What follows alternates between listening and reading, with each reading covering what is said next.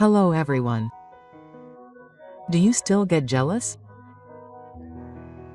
This is a story of how something amazing started. So please listen. To be honest, I wasn't very keen on the neighborhood association trip.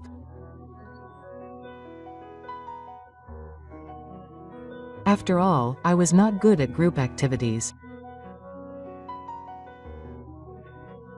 But I decided to participate this time because my wife said it would be good for practice.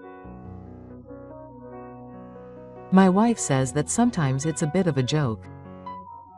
The smile on her face as she said this hasn't changed since the old days. The soft lines at the corners of her eyes, and the way her mouth tilts slightly to the right when she smiles. Even as she gets older, her smile during practice still retains a girlish cuteness. It was just after 3 p.m. when we arrived at the hot spring inn by the sea, rocked by bus. There were about 10 members of the neighborhood association. We all knew each other, and a calm atmosphere spread. After checking in, we took a break, and then we all changed into yukata and gathered in the banquet hall. The food prepared by the inn staff was made with ingredients from the sea, and all of it looked very colorful. The sake was poured in to toast the temperature, and laughter spread. At first, I just quietly drank and glanced at the practice. She was cheerful and gentle with everyone, as always. She wasn't dressed particularly flashy, but she was strangely eye-catching. I noticed that the older men in the neighborhood naturally gathered around her. My wife has always been like that. She's not particularly beautiful, but she's very popular because she's so affectionate and smiles all the time, but she seems to have some weaknesses.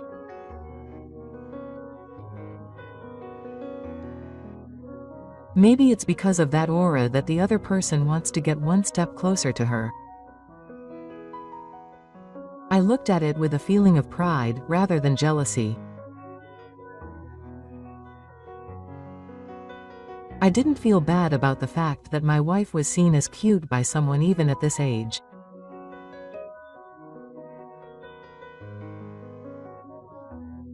Maybe that's why I suddenly wanted to join the conversation of the women I had been refusing to talk to at the table opposite. We would chat and accept each other's greetings, or take over from here, and it was a so-called social situation, but I didn't feel bad about it.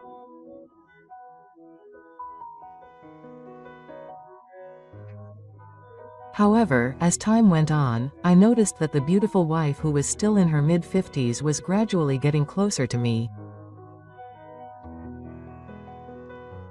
Every time the sleeve of her yukata touched my arm unnaturally, I pulled away slightly. However, drinking parties sometimes tolerate unnatural familiarity. I just laughed it off. That's what I thought, but the other person gradually started to smile at me in a way that he didn't show to anyone else. I was getting impatient. To be honest, it wasn't that I wasn't happy at all. But I had no intention of responding to that feeling. Even so, I gave a casual smile out of consideration for not wanting to ruin the atmosphere. At that moment, I heard a voice from behind and turned around without thinking. "Usamu-chan, come here for a moment." It was practice. She pulled my arm and made me stand up, shaking the thoughts of my yukata. Well, before I could even say a word, she took me out of my seat. We left the banquet hall and went to the entrance of the inn. The cool night breeze blew through my body, which was even more heated. As soon as I left the entrance, a quiet beach spread out before me. The moon was shining on the surface of the sea, and the sound of the waves reached my ears in a steady rhythm. The instructor didn't say anything. We just kept walking in silence, and I followed behind her. Sometimes the hem of her yukata was blown by the wind, giving a glimpse of her boobs. For some reason, every moment of that seemed strangely tight. As we walked, I thought to myself, "Ah, my wife is still attractive after all." I realized that today more clearly than when someone else saw her. In the sea breeze and the sound of the waves, I felt something slowly beginning to wake up inside me.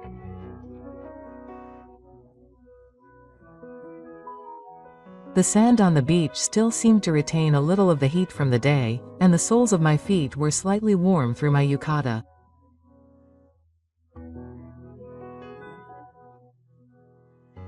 We walked in silence until we reached a rocky area a little away from the edge of the waves, where the lights of the inn didn't reach. The instructor was silent the whole time.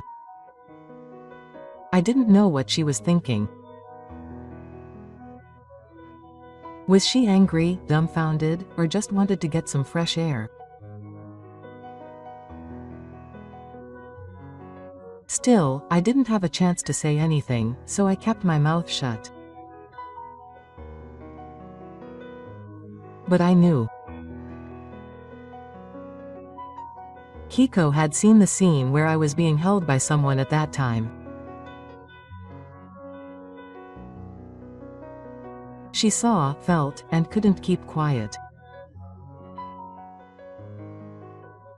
That was the only reason she took me outside like this.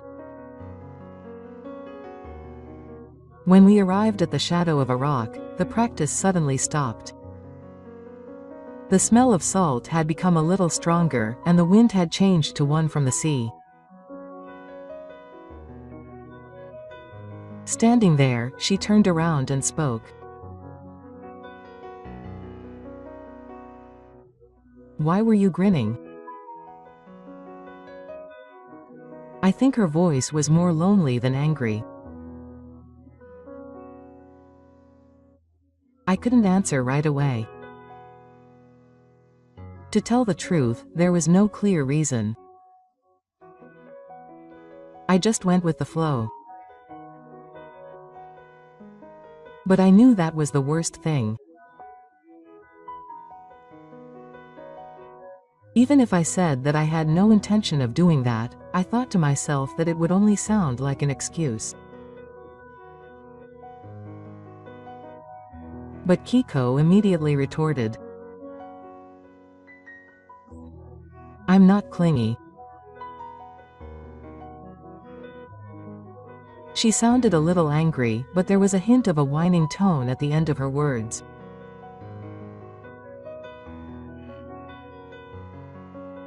When I thought of this person, I felt a tightness in my chest.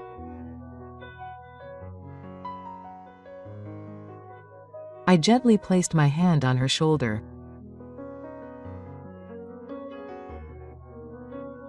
The touch was less reliable than I thought, but it was warm, and I hugged her from behind as if she was handling something fragile.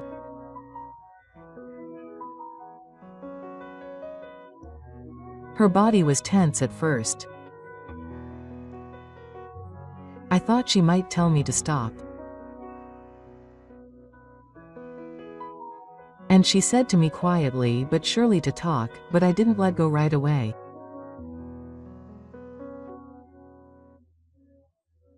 I didn't force her, but just gently warmed her shoulder and stood quietly.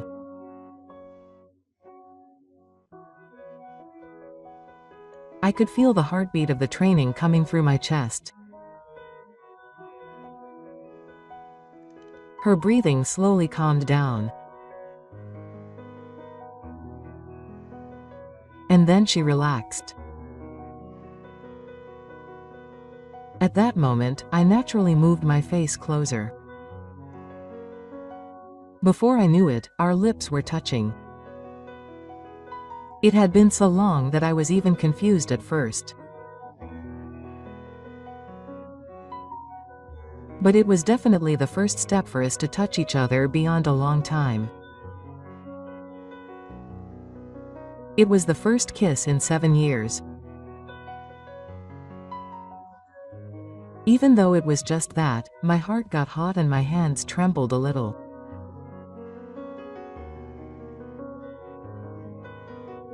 The training's lips were still soft and had a nostalgic smell, and I felt something inside me slowly melting.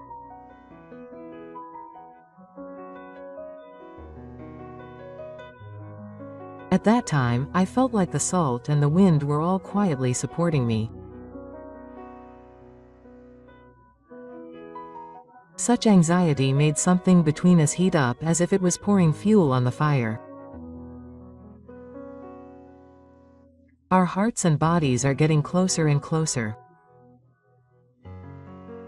The feelings that had been contained for a long time overflowed all at once. That night, we unexpectedly, no, for the first time in our lives, made love outside. Someone might come. That point may have been the reason why it was so hot. There were no words between the two of us. No, maybe there was no need for them. Only Tobuki, who was trying to hold back the voices he could hear over Kiko's shoulder, and my heartbeat resonated as we snuggled up together on the sandy beach at night. The salt wind had gotten a little cold, and I remember that the feeling of it creeping in through the gaps in my yukata was strangely comfortable.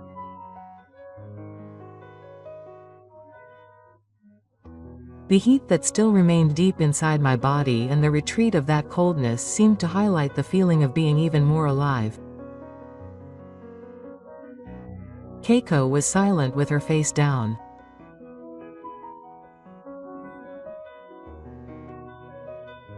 I knew that she was feeling as hot as I was at that time, whether it was because of embarrassment, anger, or whether she hadn't woken up from her dream yet.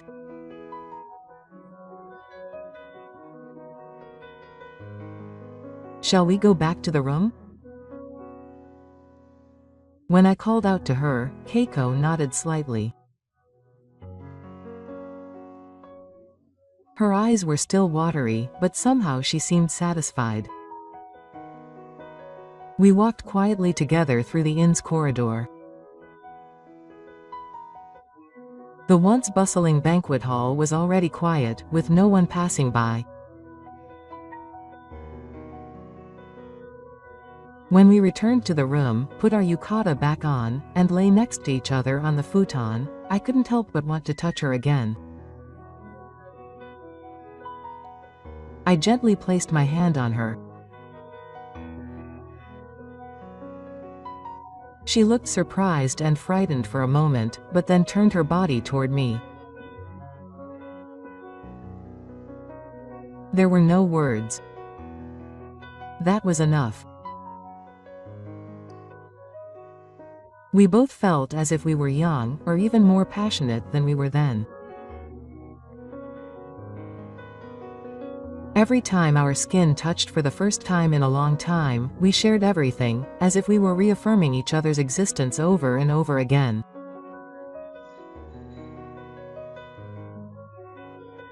After everything was over, I rested my elbows on the pillow and stared blankly at her profile.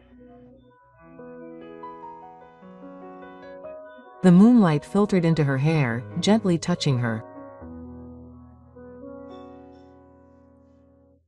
Her face was just like when she was young. No, I felt that she was even more beautiful now. All I need is practice. Practice didn't reply to the words I muttered. But her hand gently grabbed my arm. The warmth in her fingertips was the best answer. We lay side by side like that for a while.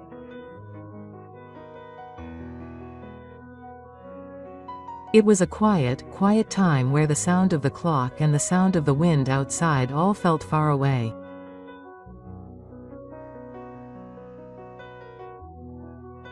After a while, I suddenly got up and asked if we should go to the hot spring. Hiko nodded slightly, and the two of us headed to the open-air bath. When I sank into the standing rock bath, I felt like not only my body but also my mind was relaxing. Looking up, there were many stars straddling it, and it was endlessly quiet. Something like this could happen, I thought to myself. I never thought that a night like this would come again at my age. I never thought that I would feel like falling in love again with someone I'd brought with me for so many years. Who could have imagined that? Even after we returned from the hot spring, the sun that was inside us had not yet disappeared. That day, we sought each other many times as if a switch had been turned on. It was a night where we simply felt each other, beyond all shame, age, and even reason.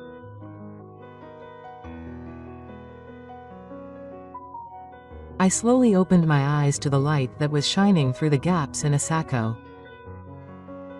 The face of my wife, who was beside me, looked like a completely different person. Her face was slightly red, her eyelashes were trembling quietly, and her warm breath was on my chest. How many years had it been since I last did this?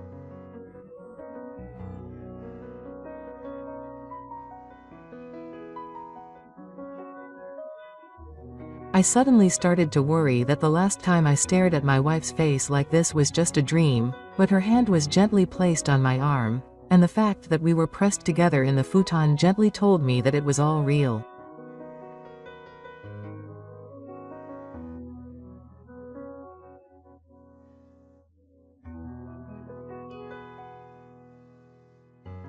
I didn't say anything, and just lay there for a while, feeling the warmth of my wife. I felt like it would be a waste to wake her up. Eventually, my wife narrowed her eyes as if she was dazzled, and said, "Good morning," in a small voice. I simply replied, "Good morning," and got up.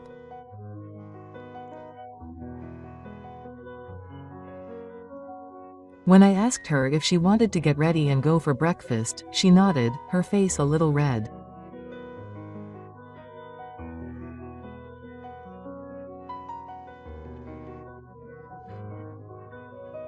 Her hands were a little more awkward than usual as she retied the obi of her yukata, which was a little strange, but it was so endearing that I cherished her softly in my heart as I watched her back.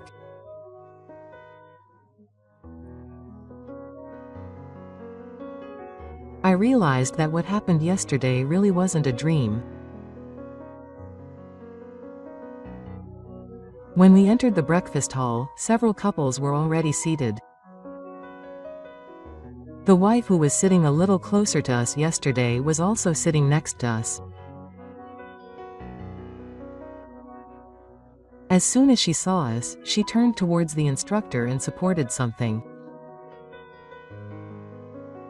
Her voice leaked out. That's what she must have said. I didn't hear it, but I knew right away because the instructor's face quickly turned red. The instructor didn't say anything back, just turned his face towards the miso soup bowl and turned red all the way to his ears. I couldn't help but laugh when I saw that. I felt so happy. After finishing breakfast, when we were slowly drinking our after-meal coffee, the instructor suddenly looked at me and laughed softly. It was the slightly embarrassed smile he showed when he was young. I quietly cherished it in my heart. No matter how much time passes from then on, I'm sure I'll never forget it. If this is a chase, it's not so bad. Rather, it was a morning that made me think that if we could spend time together like this, the time to come wouldn't be so scary.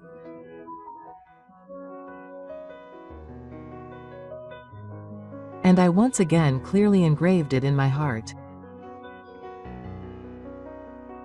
I want my daughter to remain a girl forever.